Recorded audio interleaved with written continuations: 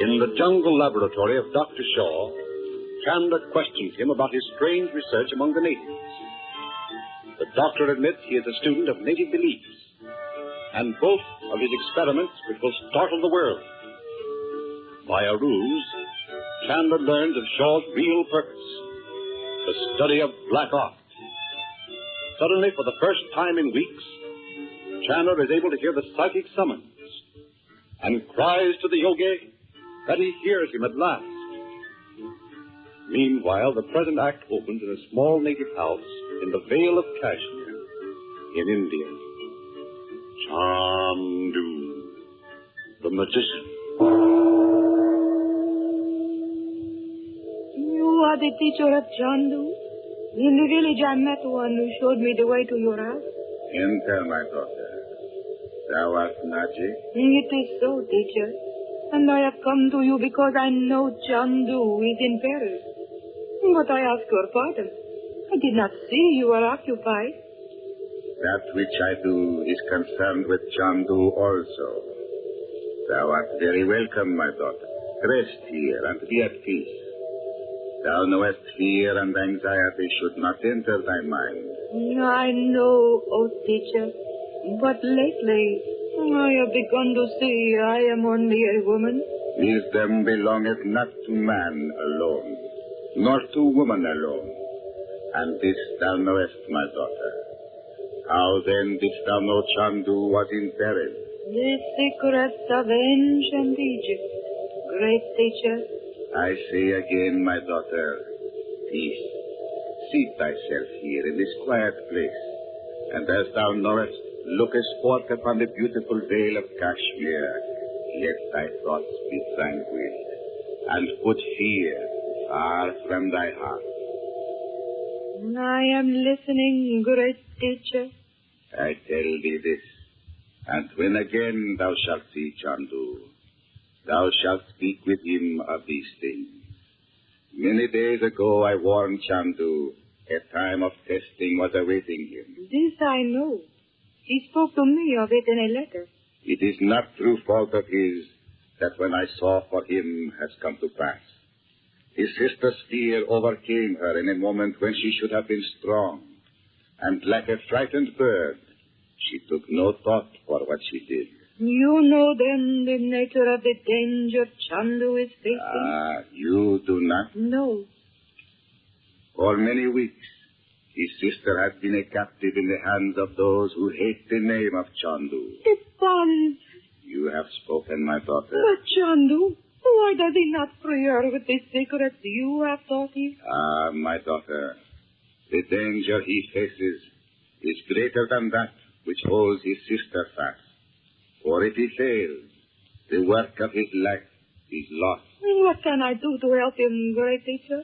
I have journeyed far to see thee. Before Chandu was sent to Montebania, I spoke to him of thee, my daughter, saying that when the time was right, thou shouldst come to India and see me. Many times I have tried to leave Egypt and come to India, but always something has prevented me. And didst thou not know then that the time was not yet right?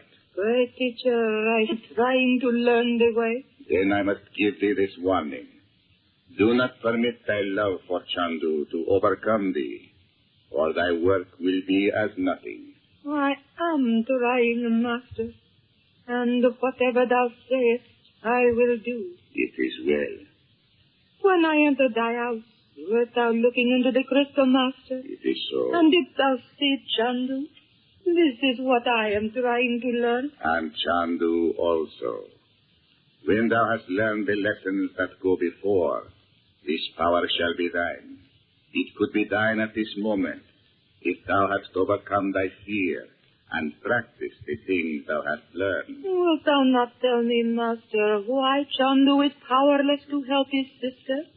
Oh, poor Dorothy, how terrible for her to be at the mercy of those jungle men. Peace, my daughter. Center thy mind upon the crystal.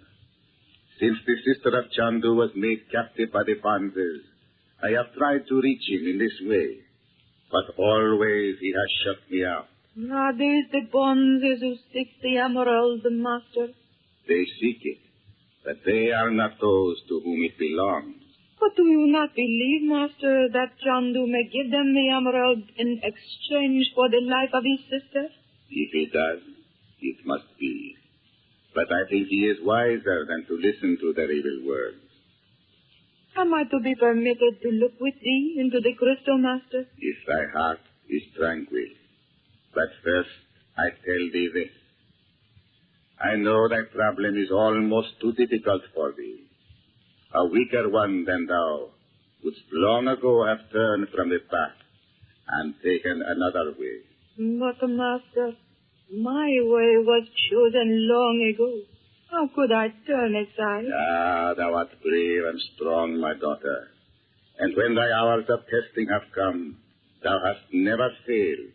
I thank thee, Master. How didst thou know of my life? I know what I need to know, my daughter. And now, is thy mind at peace? Yes, Master. Thou art without fear, Nadji. Thou wilt not permit fear for Chandu to enter thy heart? No, Master. Then thou mayest look with me into the crystal. Will he see me? That will rest with him. It is but a few moments ago that at last he knew I was trying to reach him.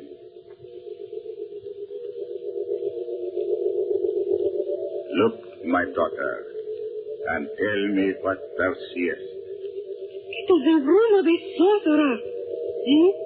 There he stands, tall, black of beard and eyes. And dost thou see around him the trees of the jungle? Where? But where is Chandu? There, before the man. Oh, the crystal is clearer now.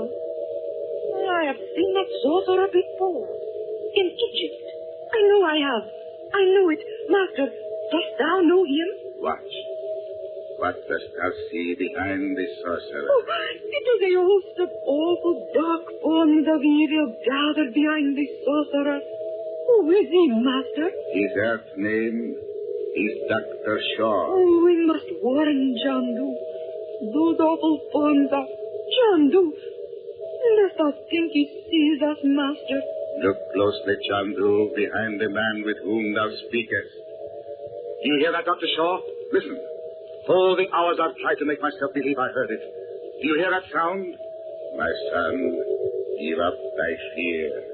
Put it far from thee. I'm listening, my teacher, but I do not understand. What thinkest thou hast kept thy sister beyond the magic circle of thy protection? My teacher, I do not know. All other powers are mine, but this one thing I cannot do. What are you staring at, Dr. Shaw? You look as though you doubted my sanity. No, don't come nearer. Wait. If I break this thread of communication, I may not be able to reach him again. Master, why can we not hear the voice of the sorcerer? See how the clouds darken about his head. I see how those forms of evil are gathering about him. His thoughts are like fog, blown by the wind. Tell me more, my teacher. Tell me what I must do. I'm trying to understand. Did I not tell thee this time of testing would come to thee? In Sumatra? Yes. But somewhere I've made a mistake. Something's wrong. Or perhaps I've failed. Shall I come back to India? No, my son. If thou wilt stretch out thy hand, thy power shall return.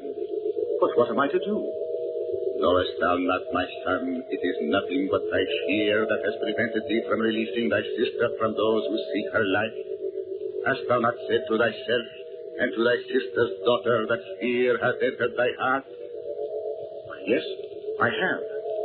Of course I'm not mad, Dr. Shaw. Oh, but how could you understand the terrible clouds I've been under for weeks? I'm listening, my teacher. I tell thee this. Not but thine own fears have kept thy sister from thee, since first they led her to the altar of the Cobra God. The Cobra God? Is Dorothy at the mercy of those men? Remember what I have said, my daughter. Chandu, thou must not hurry the ways of fate.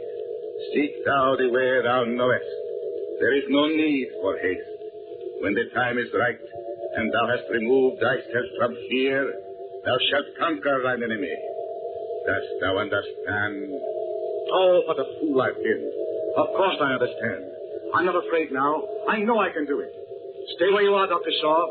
I don't want to miss one word of this. What do I care if you can't hear it? Listen, my son. I give thee a test of thy power. Look closely in the heart of the blue flame that thou seest. What dost thou see? It's Nadji. Is she there with you, my teacher? Nadji. If thou art indeed unafraid, my son, thou canst bring Nadji to thee in the way thou knowest. Dost thou fear to test thy strength? No, of course not. What shall I do? Look into the flame, my son. Dost thou fear to trust thyself to this knowledge, Nadji? No, Master, I am not afraid. I bid thee farewell, then, my daughter.